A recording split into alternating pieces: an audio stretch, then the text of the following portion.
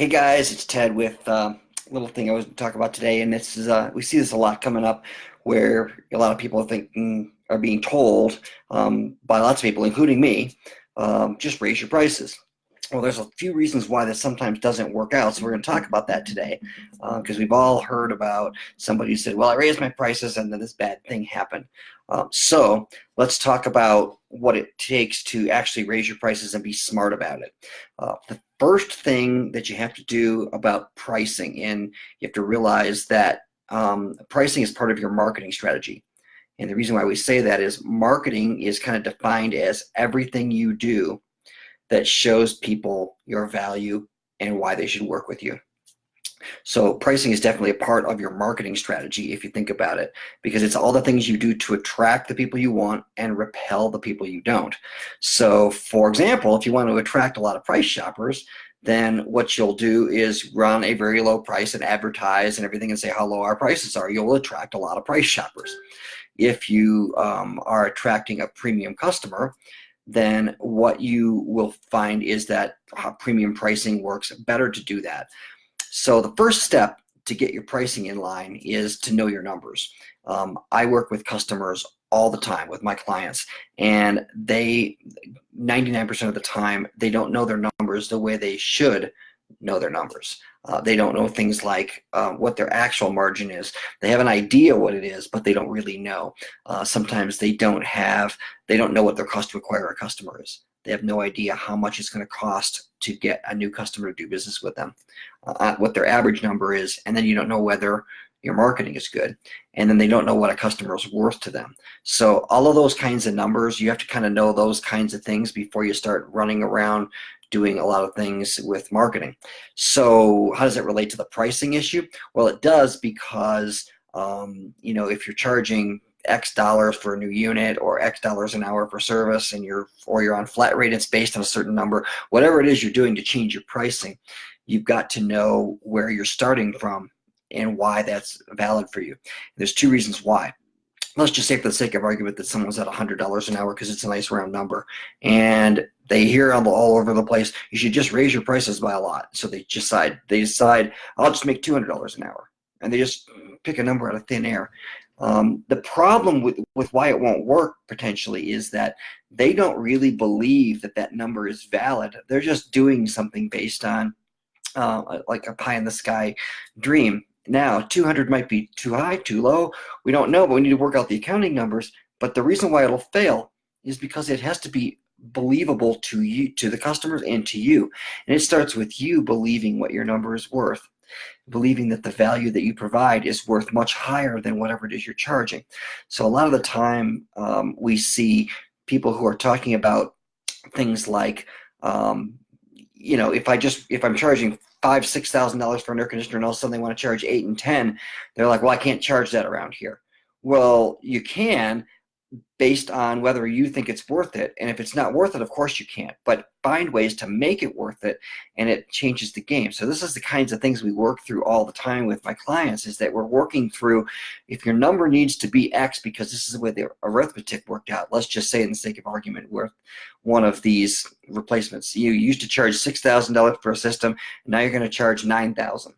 Well, if you have a belief that says you can't charge 9 because it's not worth it, well, of course you won't be able to sell them.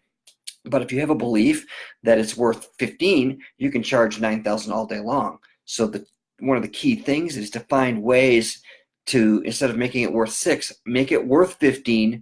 Then you can charge 9 or 10 or whatever your number needs to be. So that's kind of where you need to go with getting a number change, and that's why it fails for so many people, because so many times what you see happening is they just start throwing numbers around, but you don't really believe your own numbers, because there's two things that have to happen: the arithmetic and then the mindset shift that goes along with it to make sure that it's going to work for you. So if anybody ever heard of anybody who has tried that stuff and failed, that's probably why, or at least a good amount of the time, that's why.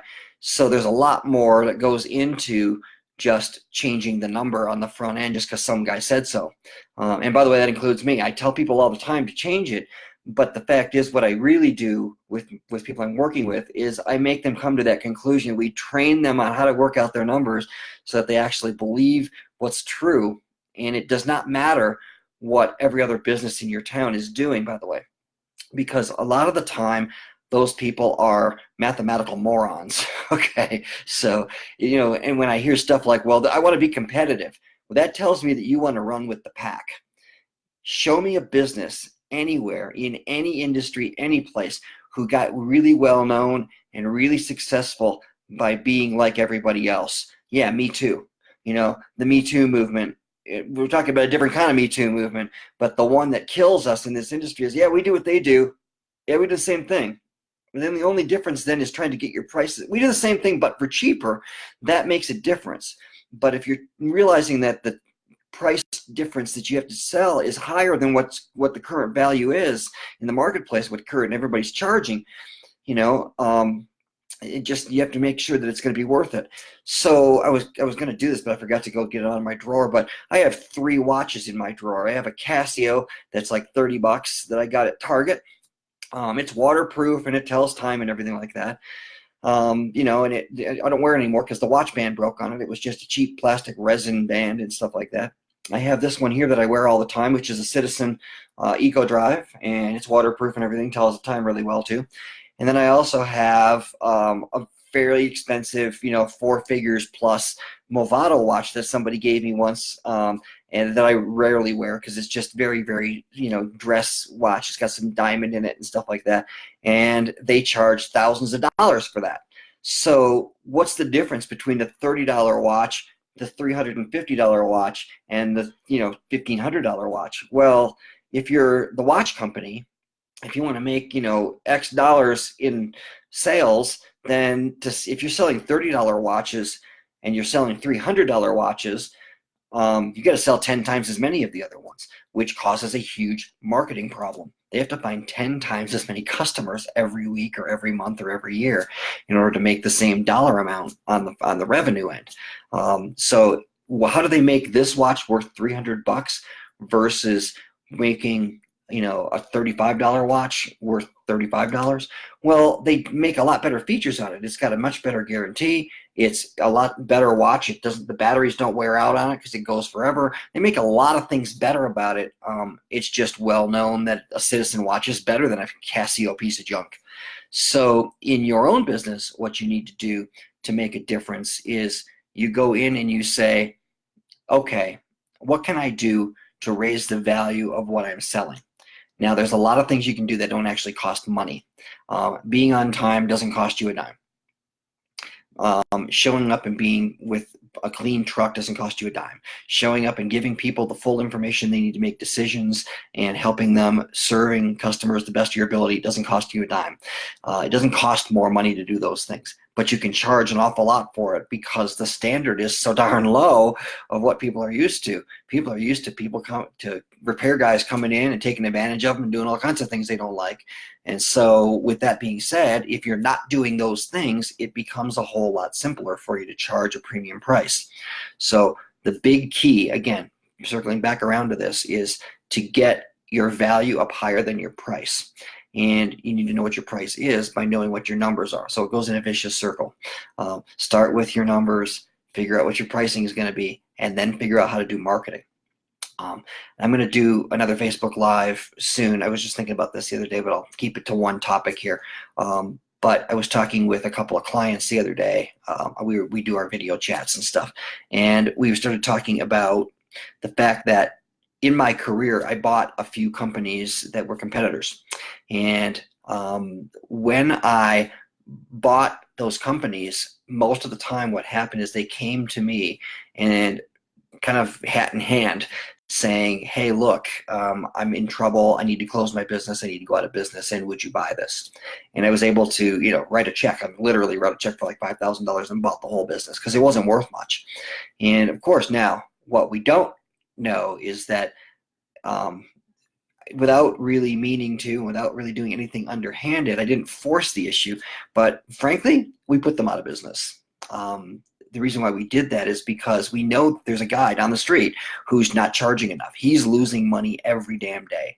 and he just doesn't know it. He's not a smart enough business guy to know it. Now, back then, I was not in the business of helping people become profitable. I was running my own business. But this is someone who just was not profitable, and every time they sold another job, they just went and lost more money, and they didn't see it because they weren't accounting things right, and they're doing all kinds of stuff. And from the outside looking in, we could tell. So what did we do? Well, every time we got customers who were looking for a cheap company that wasn't going to be a good fit for us, we told them, you should just call this guy over here. So we were sending business to them. And what's weird about that is if a company is losing money and they start getting more customers, what happens is they go bankrupt very, very fast. And again, it's not my fault they did that, but we didn't help any by sending more customers to them either. So, and then of course, we'd always been so nice to them by sending them customers that when they were in trouble, that they came to talk to us, and we ended up helping them out by buying the assets of their company for, pretty much pennies on the dollar, because it wasn't worth much. They'd driven it into the ground. So ultimately, that's the kind of problem you can run into if you're not priced right, is you can run into trying to build your business up and, run yourself into a lot of trouble by going bankrupt faster. This is why you see a lot of one truck companies that are doing okay, and then as soon as they try to add 2-3 trucks to the operation, it doesn't work anymore, because what used to work for being profitable at a one truck operation, you can't grow by saying, well, I'll do that, but I'll just do more of it, because there's an awful lot of things most of those people are not accounting for. Things like technician labor. Well, since it's the owner doing the technical work, he doesn't quite have a payroll or a labor cost or anything, so he thinks he's making all this profit. And in reality, if he were to kind of do equal accounting against what it would cost to have a technician doing that and paid himself and all the things we teach people to do, it wouldn't work out the same way. So that is the key, by the way. If you are a small company and you're trying to grow, start doing your accounting and everything right now, like we're talking about. Get your pricing right, get your accounting right, get all your things right now, so that when you add the next truck and the next truck and the next truck, it does scale. It doesn't scale to scale up a broken process. So ultimately, that's what's going on. If you want to talk about it, I'm happy to talk with people. This is a time of year when an awful lot of contractors are trying to improve their year, because we've got 4 or 5 months left at the end of the year. And at that time of the year, a lot of people are saying, wow, I've had a pretty good summer, but I don't want to slow down. I don't want to lose money. I've got some time coming up on my hands in the next few weeks to build business procedures and make things work better. A lot of people are looking for that. Let's talk about it. If it's a good fit, we can talk about that. But ultimately, what we do when I talk to people on a free phone call is we talk about 2 things. Where are you at, and where do you want to go? And then we kind of talk about the plan for how to get from here to there. If I can help you, I help you. If I can't, then I just point you someplace where you can get better help. So if you want to do that, it's pretty simple to do. Just give me a PM here is fine, on Facebook is fine. We can talk about it that way. Or you can just go to a link. I'll actually type the link here in the comments. It's tedgrabman.com/booking.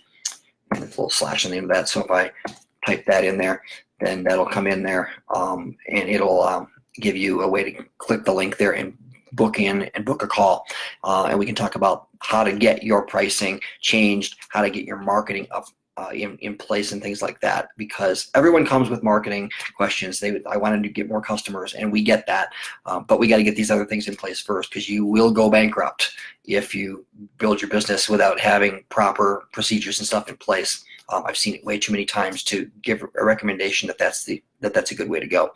The best thing to do is to get all your ducks in a row and run it like a real business, like a real corporation, and how they really, really run, things like that. And then we can grow from there.